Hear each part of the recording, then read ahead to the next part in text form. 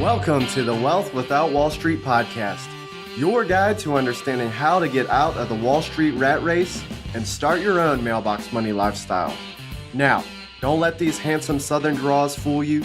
These financial minds are teaching our country to enhance savings, increase cash flow, and create passive income, all without the help of Wall Street. Are you ready to break through? Now here are your hosts, Russ Morgan and Joey Murray.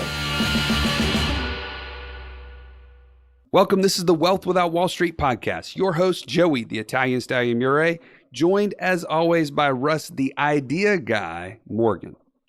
You're full of ideas, Russ. You've been reading, you've been listening to podcasts. You got to hit me with today's idea. All right. So I sit down the other day, I'm flipping through my news feed. Yep. Here's the title, Stallion. Okay. America's most hated mortgage makes a comeback. Oh, you're sucked in. Man, the contrarian in me, I was just all over it. White on rice. That's right. Now, here's what I'm thinking. I'm thinking interest-only mortgages are coming back. Oh, wouldn't that be awesome? Yeah, spoiler alert, not interest-only mortgages. Okay. So what was it about? Unfortunately, not interest-only mortgages because I loved them so much. It is reverse mortgages. Oh, okay. We got to take it a little backwards a little way. So. Yeah, backing it up. Okay. All right. What was that? What was it about reverse mortgages? Well, reverse mortgages is, I really haven't dug a whole lot into, to be honest. Sure. But as I was reading on the subject matter and thinking in regards to our parents, yep, I thought, hey, maybe there's something I need to learn here that would help my mom and my dad. And if it helps them, maybe we ought to share this on the podcast. Well, I mean, how many people right now in our generation are starting to get questions like this? From our parents, yeah. Financial questions, just in general. But I mean, reverse mortgage may be one of those topics. But I mean, what about like Social Security? What about, mortgage planning or estate planning, right? Yeah. Trusts and whatever. Like, these are things we need to know about. Yeah, that's what I kind of started thinking. I thought this would be a good episode for us to dig into a subject matter that exists, since we did a podcast not too long ago on equity building up in a house versus equity in a policy. And this is the same, just in reverse. Oh, I see what you did there. Yep, I did that. I did it again. I'll probably do it a couple of times on our podcast. So, I mean, there's questions, though, about reverse mortgages we need to answer. There's myths. There's some things that we've heard about. And are they substantiated or are they not? Yeah. And so I just know this, that even though you were in mortgage for 11 years, how many reverse mortgages did you do? 0. Yeah. Okay. So I was not an expert. I was not going to ask you all these questions that I had. So we called in, we phoned a friend. Yep. David Karcher. Somebody that I actually met originally from you like 8-9 years ago. Yeah. We used to work at the same company for a short time. And so it was awesome to have David Karcher back in the studio with us talking about his expertise. And I love that what kind of insights he's added to the conversation today. Yeah. So if you're trying to figure out how to help your parents do different planning, and one of those topics may ultimately come up, how do I get trapped equity out of my house or out of my parents' house and put that to work, whether it's helping them with cash flow needs, whether it's helping them fund a policy on you or kids, or whatever it may be. This is an episode you're going to dig into, because we're going to unpack it from the basic level, and then we're going to help you, I think, see how this might be able to be used in multiple different facets. So let's jump in to this episode with David Karcher. Have you ever had the thought, I really am not saving enough for the future? And at the same time, you're sitting down to write an enormous check to the IRS every single year for $100,000, $250,000, $500,000 in taxes? Guess what? We just found the money that you should be saving, and it's been under your nose the entire time. Go to freetaxwebinar.wealthwithoutwallstreet.com and learn how the wealthy are paying less in taxes. You can implement these strategies so that the next check you write will be to your financial future and not to the IRS. Welcome into the show, David Karcher. Man, we're so glad to have you here today. Man, thanks for having me, guys. I'm excited to be here. Yeah, well, I mean, I'm excited to listen to the guy who is a lender for America's most hated home loan, as according to Bloomberg. Yeah, but they said it was making a comeback, right? So I think we fear that which we don't understand. And hopefully today we could talk about some things and maybe bring some understanding to a product that has a lot of misinformation out there about it. Well, you've got a lot of history with this, so this is something that Joey and I are willing to learn, and we know that our parents are in an age bracket where this might fit. And I got to be honest, I've asked that question to myself internally. Hey, Russ, this is what I do sometimes. That's when how I'm he by talks myself. to himself. Right. Yeah. Hey, Russ, you looking good today, by the way. Should mom be using a reverse mortgage? I mean, these are conversations that I have sometimes, and I don't always let you know what's going on inside my head, but today I am. So I'm interested to hear some of your thoughts on reverse mortgages, and also help me kind of get over maybe some misinformation, maybe some accurate information. Right. Is this a viable tool that people should be including in their plan? What are some of the myths? I mean, I think there's a lot of myths out there. Right. But let's start just ground level. Okay. People are listening. I'm a kindergartner. Explain a reverse mortgage. What is a reverse Exactly. mortgage? What's the basis of it? Yeah. You know, in the simplest form, and this is I love that question because I get it every day. In the simplest form, it is a mortgage, right?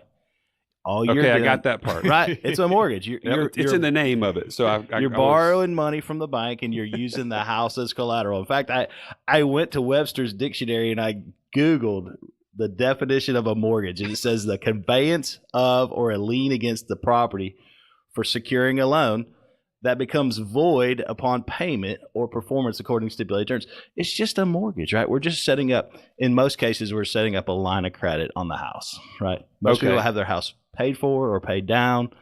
We're just setting up a line of credit. We're taking an illiquid asset, provided some liquidity to it. Okay, but so anybody can do this, or what's the parameters? stipulations? Yeah, so it is a program that is designed for senior homeowners that are 62 years of age or older. So there is, unlike traditional lending, there is an actual age requirement. So once you meet the minimum age requirement, we can have a conversation about what a reverse mortgage is and whether it fits. And okay, so walk me through this. How much equity does somebody have to do something like that? Right. So again, because it's now an age-based product, it doesn't require a monthly payment. So the interest is being deferred. Your balance is actually going up as opposed to coming down, right? So because it's an age-based product without a monthly payment, the amount of money that one qualifies for is tied to life expectancy tables, right? You guys are financial guys. You guys understand these life expectancy tables. So a 62-year-old is probably going to get somewhere around 45% of the appraised value, whereas maybe a 92-year-old would get like 70 or 75% of the appraised value because it's a sliding scale. Does that make sense? Yeah, so let's break this down and use just simple terms, because I realize that your house value or your parents' house value may be differing. So let's use $100,000, because then we can do multiples of that.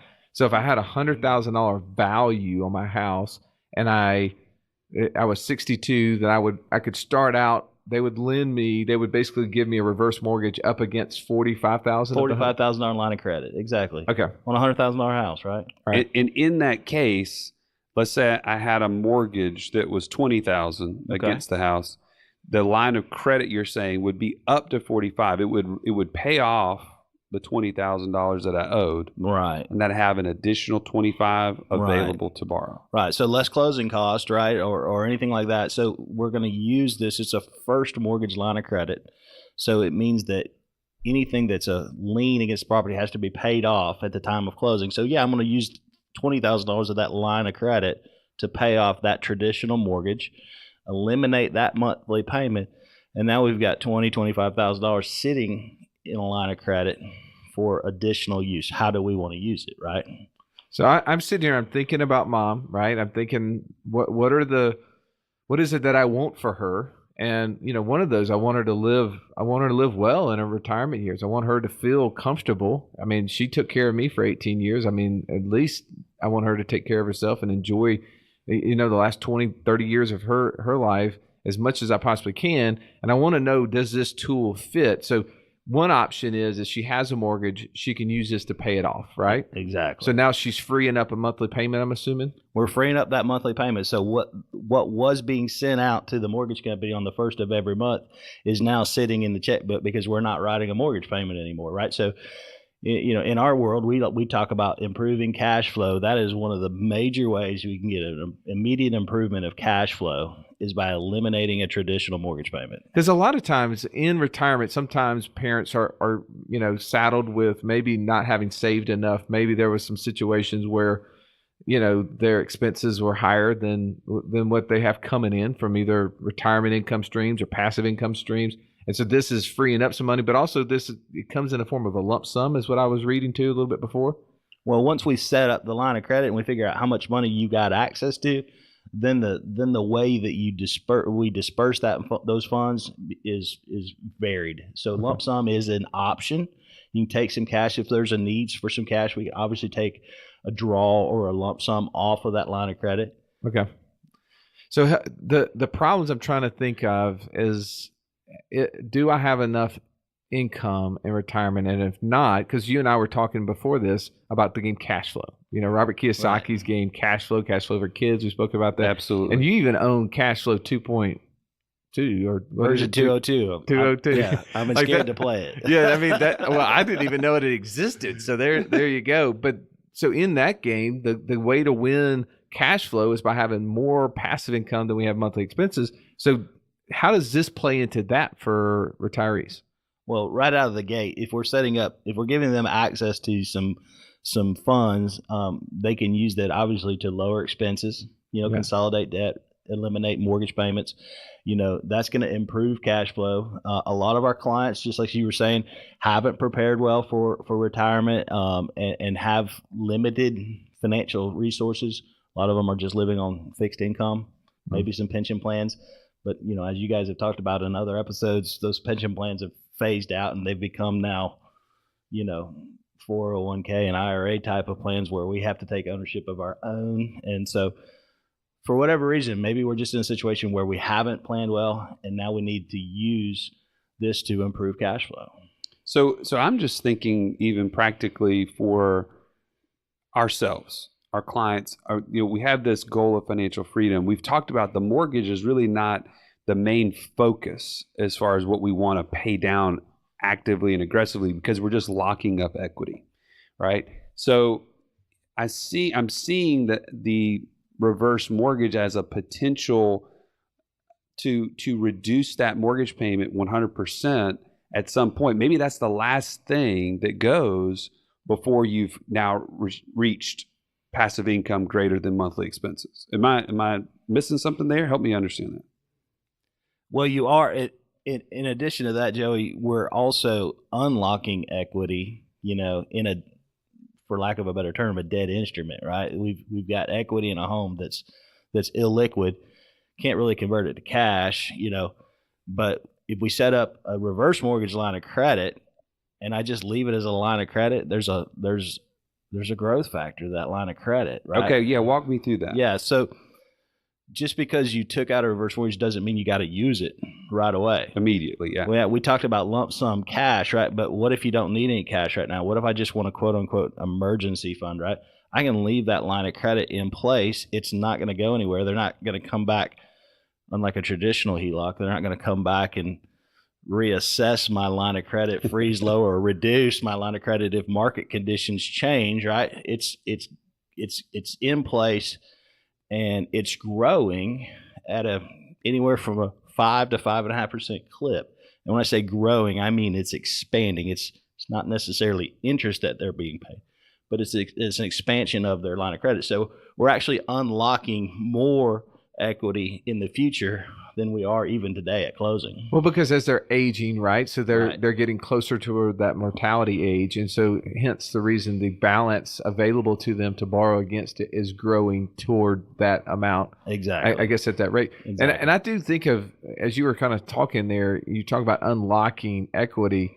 I think about that. We've talked about in episodes in the past, Stallion, about the difference between equity in a house and equity in a policy. Absolutely. And even if we're doing the best job we can through our working years and we're holding out as much equity of the house as we can and we're shoving it into cash value, then we're using that to buy real estate or invest in our businesses or whatever it may be, we still, through appreciation, hopefully, in the marketplace, are are growing equity in the house. And sometimes when we quit working, I mean, correct me if I'm wrong, you two are the mortgage people in the room, that equity is now truly trapped, because in a traditional sense, can I get a mortgage after I've quit working? It's going to be a lot more difficult to qualify if you've shut off a bunch of other income streams, and maybe you have it all coming from real estate. You got a lot of write-offs with that. Right. So qualifying on paper is going to be a lot more difficult for sure. Exactly. Is that what you're seeing too, David? Yeah, we are. And the other thing is as we get into that season of life, that's how I use the word season, right? Yeah. We start to have. Is that the fall or the winter? Yeah, exactly. In Alabama, it could be anything. Just wait an hour, right? But as we get to that season of life, we've cut off the streams of income because we've gone into retirement. We're now living on less income. We also enter that season where health becomes an issue, right? We have more health and more issues, and so we see a lot of,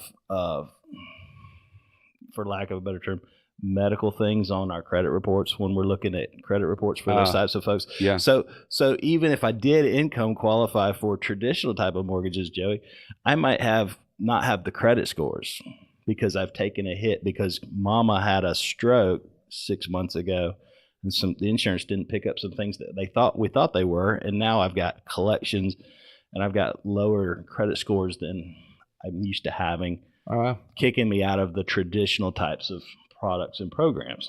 Well, and especially if they're not even using credit at that point. I mean, to some degree, their credit score may be declining just because of not having active lines.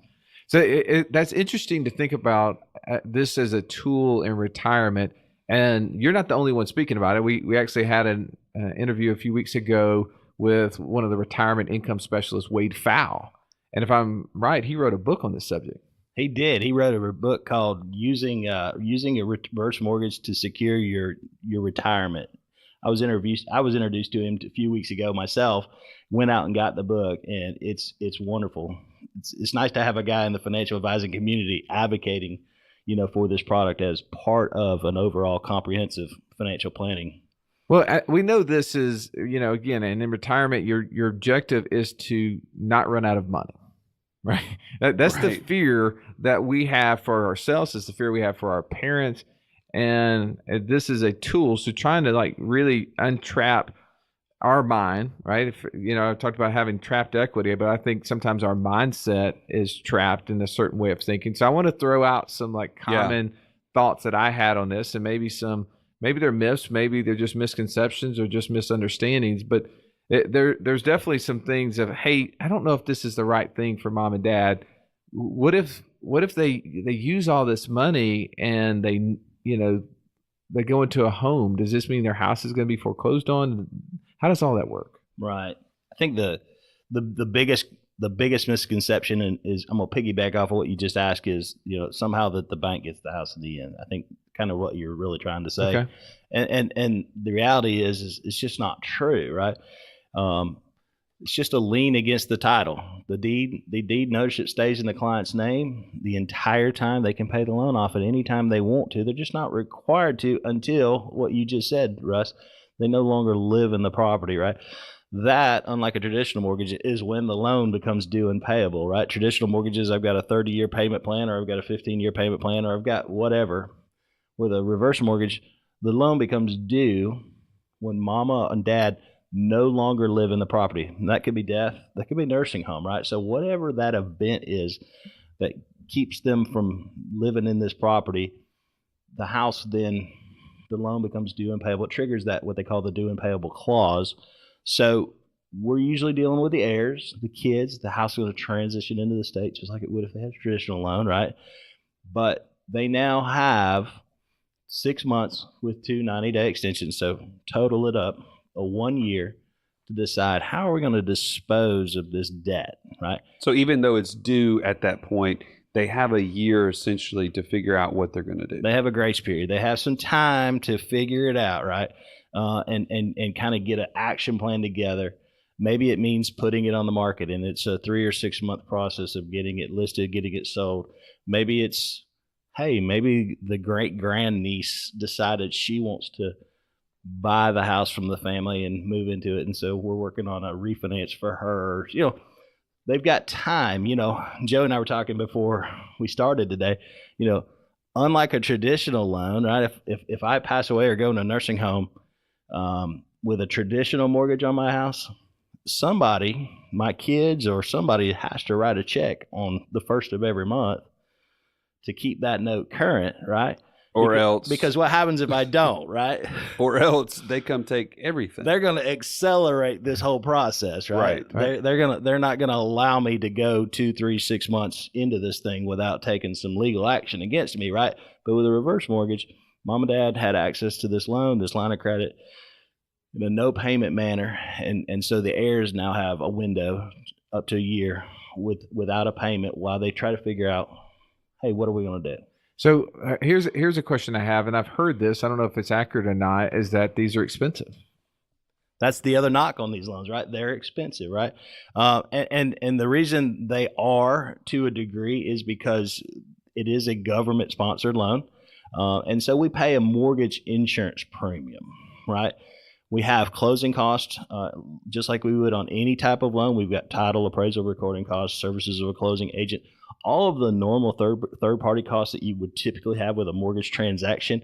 In addition to that, we have an MIP, a mortgage insurance premium, that we have to pay to get the loan insured, right? Yeah. Now, when I say insured, most people ask, what are you insuring? Exactly. Right? That's what I stole your question. Right? Most people ask me, what are we insuring? And what we're insuring is the promise that comes along with that insurance is that you'll never owe more on the house than what it can be sold for. Okay, but wait a minute. You said before that the value, that mortgage has been paid off, but then all of a sudden it's growing in reverse, thus the name reverse mortgages. Right. And so the balance is accruing higher and higher every year.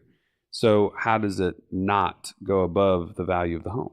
Well, it potentially can, right? We talked about at the beginning of our session today about that $100,000 house with that $45,000 line of credit. Right. Let's just say we used the $45,000 line of credit. We've accessed all the funds that were available. We don't have any more funds, and that's fine.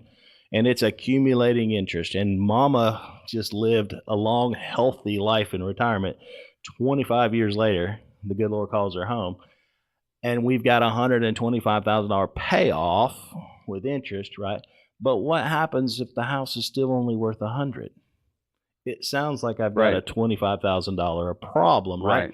And that's where that mortgage insurance premium kicks in, because the mortgage insurer is going to write a $25,000 check to the bank to cover that shortfall. So it does not become the liability, the burden, the responsibility of the heirs or the estate. And so that's whether they sold the house or if they wanted to just refinance it into a family member's name. Correct. So they're just going to end up paying off the mortgage if they want to keep it. Like in our instance, like we built a family compound, and if my wife's parents end up doing a reverse mortgage, we would buy off the mortgage one way or another, whether they kept a traditional mortgage, whether they paid off, did a reverse mortgage. So any of those scenarios, we would end up paying for it. So I'm going to flip the script here a little bit, because my brain is starting to think more in line to the podcast we did on equity in the house versus equity in a policy. In your mind, Joey, you're listening to David talk about this. Are you thinking what I'm thinking?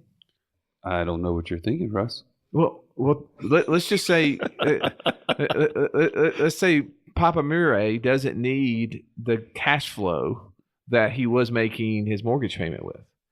Wonder what he could do with that. Would you tell him to do something with that cash flow? I would tell him to let's put that to work in a policy. Well, and if he did, I mean, is that multiple policies? Yeah, I mean, is that something that could grow the family's wealth? I'm thinking just in that line of if we have equity in a house, we have equity in a policy. We've already kind of beat that horse in a previous episode, that we know that even if it equals, right, it's not about can it outrun it. What if it just the growth in the policy equaled the net expense of the loan? Am I in a better position? But what could I do with the money? Oh, I mean, you could be helping to fund college for grandkids. You could be using it for additional ways to pay down debts for the next generation. You could create other passive income sources. I mean, it's pretty much endless. My brain's going infinite on that. Infinite, would you say? Well, David, give us some examples of things that you've seen people use whether it be the lump sums or the cash flows to pay. Like, Yeah. help me. I mean, you do this. I mean, how long have you been doing this, by the way? I'm a 21-year mortgage vet. I've been doing reverses exclusively for the last 8+ years. Okay, so you've seen a lot of scenarios. Yeah. Give us some scenarios of which people have used as cash flow. So, it's amazing how people's minds will open up and start expanding once you give them access to a pool of funds, right? Wait a minute. Opportunities find cash? Is that what you're Exactly. saying? Find cash. Did we right? do an episode on that before, We Russ? did. Okay, Wow. sorry. All right. Sorry, Cool. no, that was a shameless plug. Continue. Sorry. So if I have access to a pool of cash in a tax-free manner, right? What can I do with it? We've had people, just as Joey was saying, we've had people fund the grandkids' college educations. We've had them do transfers of wealth while they're alive, right? And instead of waiting until they pass away, we've obviously seen people use it for debt consolidation, improving their cash flow. We've seen people use it to renovate the house because now the new normal is mama in a wheelchair, Right. and I've got to make the house wheelchair accessible. Yeah. Renovation, we call that aging in place, right? We've seen folks who maybe didn't have enough in other retirement vehicles use this product to supplement some of those other vehicles. Yeah. What about from long-term care? I know that there's been some questions I've heard from people lately, and I'm even thinking about aging parents. How does this? Have you seen it work for that? I've seen a lot of that long-term care, and I'm not a long-term care guy, but a friend of mine gave me the definition of that the other day, and he said long-term care is not nursing home necessarily. It's the inability to do 2 out of 6 the activities of daily living, right? So it can be in-home care, it could be assisted living, it could be a lot of different things, but a lot of people haven't prepared for long-term care planning. 2 out of 3 people are going to need some sort of long-term care. So what if I took some money, if I had access to a pool of money, right? What if I took some of that money and funded a long-term care policy that provided way down the road? Would you rather provide your own long-term care or whatever Medicaid would provide, right? Well, in some regard, I mean, I think, I don't know if it was you that was giving me this analogy or whatever the proper term would be, is calling our generation the sandwich generation, right? Is that the term? Sandwich generation? That you and I were having that conversation the other day. It's, the folks that are our age group, right? The 40s and 50-year-olds who still have kids in high school or now college and now have elderly parents that are starting to need some assistance. They're starting to have that decline. They're kind of stretched at both ends. They're sandwiched in the middle, having to pay for kids and for parents, and it's just really putting a burden on people in our generation financially. So how do we use this product to help their parents, our parents? All right, so let's kind of move toward the plan on this, Joey. I want to make sure that I'm really clear personally, but also you're listening, you're probably like me, maybe you're hearing this for the first time. What's the plan here? Do we figure out how much mom and dad have in the house and what the house value is, and then we try to assess based upon their age what percentage of that works? I mean, what's the first step for somebody in this process? How do they even start trying to discern whether or not this is something that they should look at, but without having the information? I think there's got to be some step. What's the first step there? Yeah, it's as easy as a phone consultation. We typically will talk to them about their ages. Obviously, I need to kind of know what their age are, their date of birth, and what their house would appraise for in today's world. If they owe anything, what that looks like. Obviously, what is the payment on something like that? And we can go and run it through a calculator, a tool that incorporates the appraised value and their date of birth, and it kind of tells me what that percentage would be, what that percentage of the equity would be that they would qualify based on a specific age or date of birth. Yeah, and so if I know that data, let's go back to our example. Let's say I'm 70, and I've got $100,000 value. Again, we're just using this for simple. We can do multiples off of that, and I owe $45,000. And in that scenario, if I'm 70, I'm getting what percentage potentially of my value? Yeah, so we were talking earlier. A 62-year-old is probably going to get about 45%, $45,000 on that $100,000 house. 70-year-old is probably going to get closer to 52%.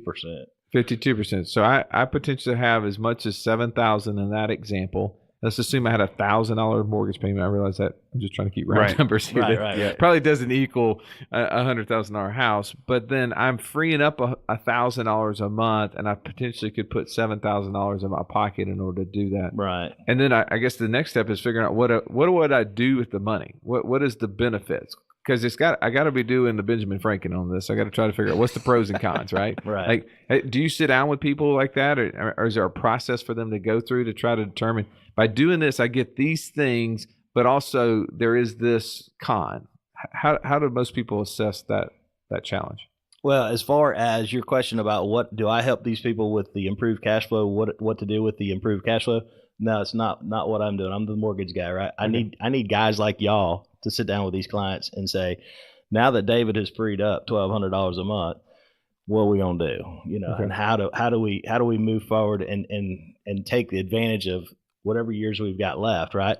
Yeah. You ask about what is the con. I get that question a lot. What is the negative, right? Yeah, why wouldn't people do this? What is the negative about a reverse mortgage? It sounds too good to be true, and I hate it when people say that, because if it sounded like crap, nobody would want to do it anyway. Right. But if you paint a too good to be true picture, that skepticism meter goes off in the back of the brain, right?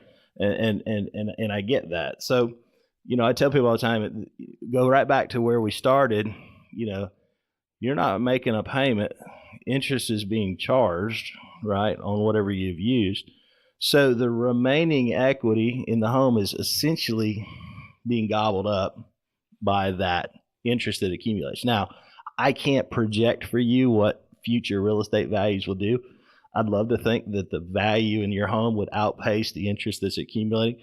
That may or may not happen. Right. So, in a worst case zero appreciation market, there's a potential that the remaining equity could run out in 15 or 18 years, right?